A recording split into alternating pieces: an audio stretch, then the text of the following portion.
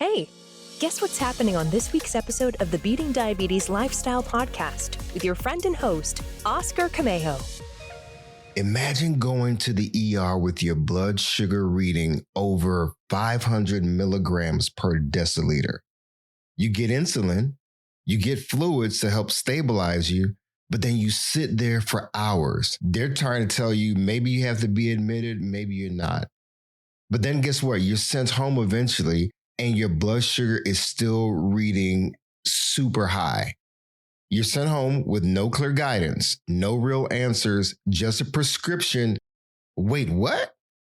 But then you wake up the next morning, you check your blood sugar meter, and it still reads over 500 milligrams per deciliter. Now you're left alone, focused on one thing. What can I do right now to get this number down? If you're living with type 2 diabetes, pre-diabetes, or you've just been diagnosed and you feel overwhelmed, you're in the right place. I want you to stick around to hear the rest of today's episode. You definitely don't want to miss it. Let's go. Be sure to visit the website at www.beatingdiabeteslifestyle.com for access to free resources and other information that will help you along your journey. If you would like to submit a question or a comment about the show or to learn more about the Beating Diabetes Lifestyle, you can always email me at hello@beatingdiabeteslifestyle.com. And if you haven't already, be sure to subscribe to this podcast. Welcome to the Beating Diabetes Lifestyle Podcast with me, your host, Oscar Camejo. This podcast exists to help diabetics make lifestyle changes to reverse type 2 diabetes. Now, before we go any further, I want to take a moment to say thank you. Thank you to everyone who's listening from around the world. Whether you're tuning in through Apple Podcasts, iHeartRadio, Spotify, or one of any of the other major platforms this show reaches, I truly appreciate you.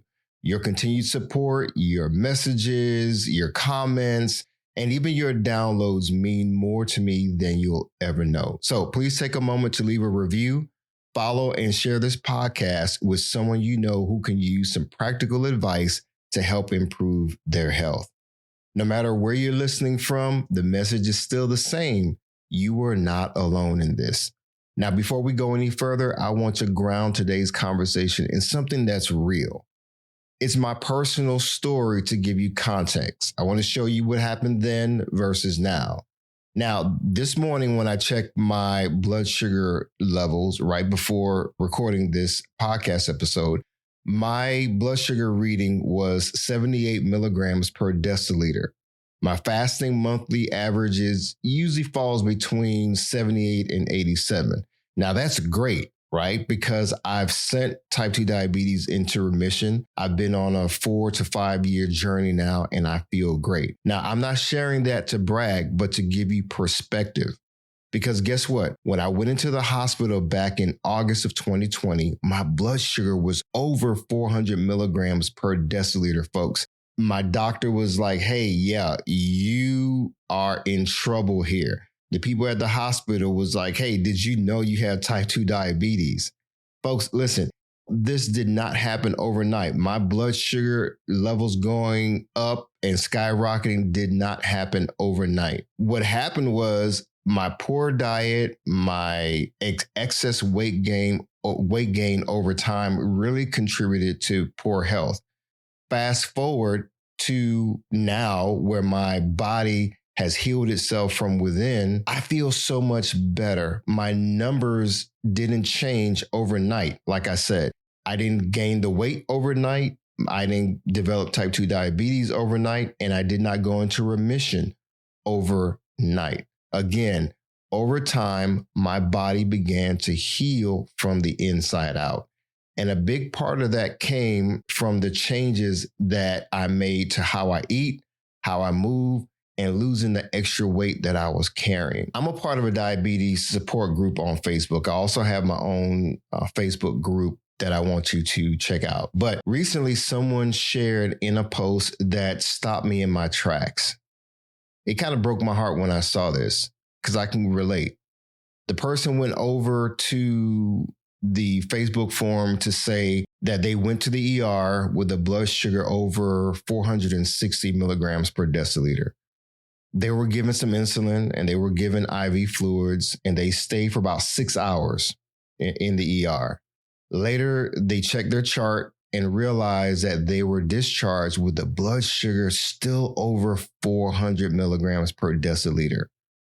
Now, the next morning, their meter read over 520. This is a real scenario. And they asked a question that I've heard countless times before. What should I do to get my numbers down? I have friends who have type 2 diabetes, or people who find me on Facebook or Instagram, or who listen to me on TikTok, and they ask that same question. What do I need to do to get my numbers down? And they're panicked, they're concerned, they're worried. Listen, I can totally relate. And that question that the person asked in the Facebook group, that's a common question. That question tells a story. Now, I want to talk with you for a second about why weight loss matters more than people realize. Weight loss isn't just about the scale. Yeah, you may have stepped on the scale this morning and you don't like what it sees. Okay. It's about how your body needs to heal. Research shows that losing just roughly 10 to 15% of your body weight can make a major difference for people living with type 2 diabetes, or even if you have prediabetes. We're talking about better blood sugar control, improved insulin sensitivity. Now, I'm not trying to get very clinical on you. I just need to share some things with you so you can have perspective.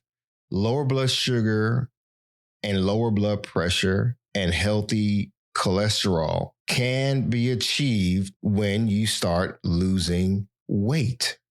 In large studies, weight loss didn't just randomly help some people. The more weight people lost, the more their blood sugar improved. That happened in my case.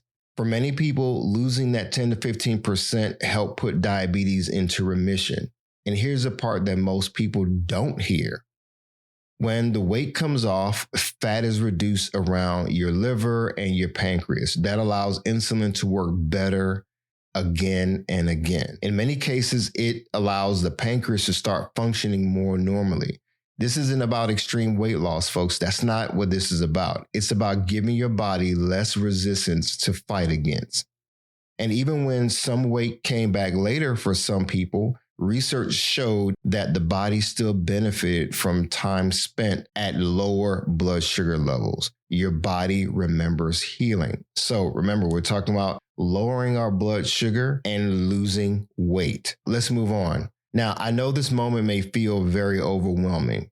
If you've been recently diagnosed, everything feels urgent. Every number feels like a crisis. Every reading feels like a verdict.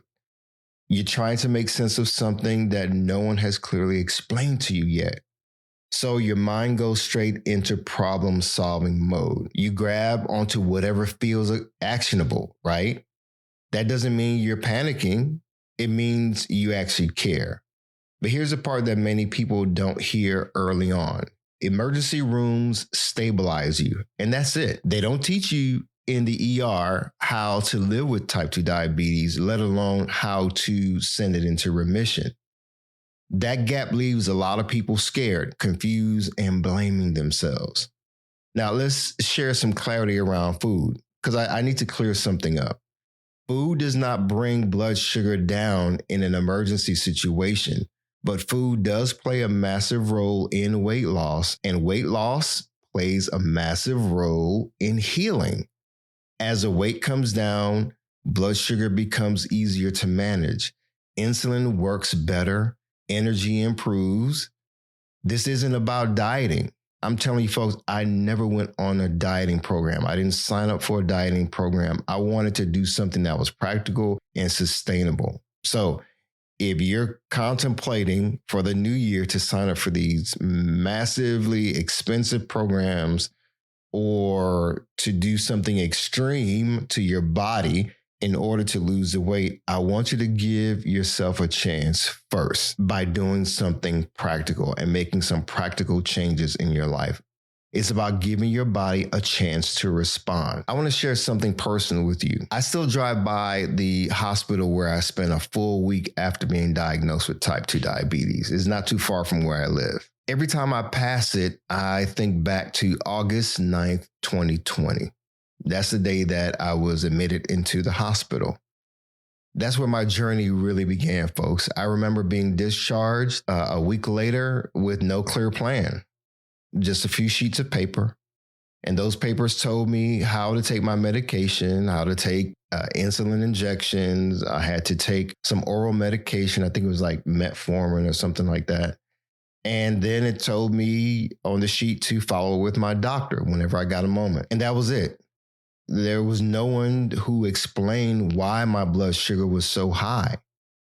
There was no one there to talk to me about weight and losing weight. And definitely there was no one there to talk to me about my lifestyle and turning my lifestyle around. I left that hospital stay worried, confused, and feeling like I was literally on my own. Family members, when you try to explain certain things, they couldn't relate. So you really felt like you were on your own.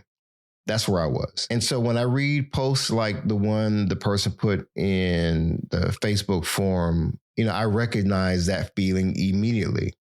You get stabilized at the hospital, but not supported. You get discharged, but not directed. I wonder if most doctors and hospital workers truly understand what that does to people who have recently been diagnosed. I get it. They see patients all the time, people coming in with all kinds of situations. And so they can't give that one-on-one care to people.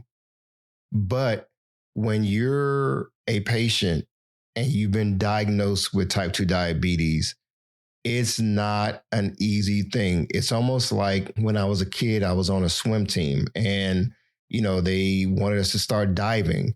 And, you go to the highest plank, if you will, and you're down and you're looking down into the pool. And what? I'm supposed to jump? I'm supposed to dive into that water? Really? So again, when you've been recently diagnosed, is like you're standing on that plank, the highest plank, because you've never been there before. And you're looking down and you're like, what? I'm supposed to do what with my life now that I have this type 2 diabetes diagnosis? Folks, if blood sugar is dangerously high, safety comes first. So I want to give you some practical things that I don't want you to ignore. Staying hydrated is very important. I don't know what your life is like, if you regularly drink water, if you regularly keep yourself hydrated. I know for me, I was not drinking enough water, period. And I felt like I was always sluggish and tired because my body was dehydrated more often than not. So staying hydrated is important. Taking meds as prescribed is important. I'm not anti-medication. I'm not giving you medical advice. I think you should follow the advice of your physician. Let's be practical. Knowing when to take and seek medical advice is going to be important. But long-term improvement comes through habits, folks, because guess what? Once you go to your doctor, once they do the blood work, once they take your vitals, and they give you another prescription that's going to last 3 months or whatnot, and they tell you to continue to check your blood sugar levels every day, 3 times a day, and so forth. They may give you a plan. Good habits are going to help you along the way so that you can achieve long-term good health. Because isn't that what it's all about? Because what happens after you send type 2 diabetes into remission? Are you going to go back to eating and living the way you were living before? No. So I'm not coming down on anybody. I'm not blaming anybody. I'm not trying to fat shame anybody. I'm not trying to say that all this is your fault. But I want you to take the necessary steps to take control of your life. If that means moving your body more consistently, then do that. If it means eating in a way that supports gradual weight loss, then do that. Again, long-term improvement comes through habits, good habits. If that means sleeping better and managing stress, do it. No, it's not about being perfect and doing everything perfectly, but it is about doing things consistently. That's what allowed my body to heal. That's how I went from having a blood sugar level of 400 milligrams per deciliter going into the hospital. I think it was like 412 or something like that, to now having a daily fasting blood sugar of 78 milligrams per deciliter. And even after I eat, let's say, bread or pasta, or even if I have a sweet, right, a cookie or something like that, my numbers are not like they were when I had full-blown type 2 diabetes. My health has improved, folks, but that took time. Again, allow your body a chance to heal, because it can. Your pancreas can heal. Your liver can heal. Now, I am making an assumption. I'm making an assumption that maybe you've been recently diagnosed, but many of you may have been living with type 2 diabetes for a very long time, and that long time could be relative. My point is, I believe that if you give yourself a fighting chance, that you will see improved health. So why not give it a try? Folks, if this episode feels personal, let me speak directly to you. You're not failing. You are not a failure. Today is the first day of the rest of your life. So what are you going to do with it? You're learning in real time without having been fully prepared. I get it. So the goal isn't just to lose weight and lose a whole bunch of weight just to be losing it. It's for a purpose. The goal is to lose enough weight to help your body work better. Yes, it's going to take some time, folks. It's going to take some effort, but I want you to be consistent. In the next episode, I'm going to dive deeper into food. We're going to talk about foods to eat versus foods to avoid, and why those lists feel overwhelming sometimes. I'll help you reframe food in a way that supports your life instead of controlling your life. If food feels like the hardest part of managing type 2 diabetes, you won't want to miss the next episode. So if this episode has helped you, I want you to share it with someone who needs to hear it. A family member, a loved one, a husband, a wife, a son, a daughter, an uncle, or even a dad. I remember someone wrote into my TikTok page and said, "My dad simply won't listen. What guidance could I give him?" My heart goes out to people like that. Also, be sure to subscribe to this podcast. Leave a review. It goes a long way to help spread the message about beating diabetes and developing a lifestyle that counts. Go over to my website. You can download a free weight loss planner. It's not just a tracker. It's a tool that helps you stay focused and build consistency. You can download it right now for free at beatingdiabetieslifestyle.com. I'll leave a link to it in my show description so that you always have access to it, and your loved ones will have access to it as well. Folks, there is hope. There is a path forward. I'll talk to you in the next episode. And remember, stay focused, keep moving, never go back, leap forward, bounce back, because you can, my friend. And above all else, trust God. You got this. I believe in you. Hi, everyone. Thank you for tuning in to the Beating Diabetes Lifestyle Podcast with Oscar Camejo. We hope you enjoyed this episode. As a reminder, this podcast is intended for motivational and educational purposes only.